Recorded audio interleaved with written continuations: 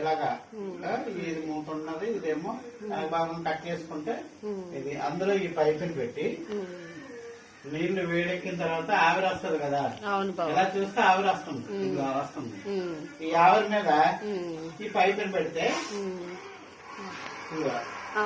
అలాగ వచ్చింది చూసావా, కానీ ఆవిరి పడతాం.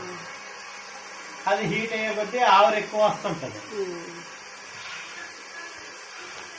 గొంతుకులో ఈ వైరస్ ఎక్కువ గొంతుకులో ఉండిపోద్ది. దాన్ని ఇది అనే ఆవిరిని మనం పీల్చామనుకో, లోపల పీల్చినా లేకపోతే అన్న ఈ వేడికి అవి చచ్చిపోతాయి. 40 degrees దాటిందంటే అసలు వైరస్ బతకదన్నమాట.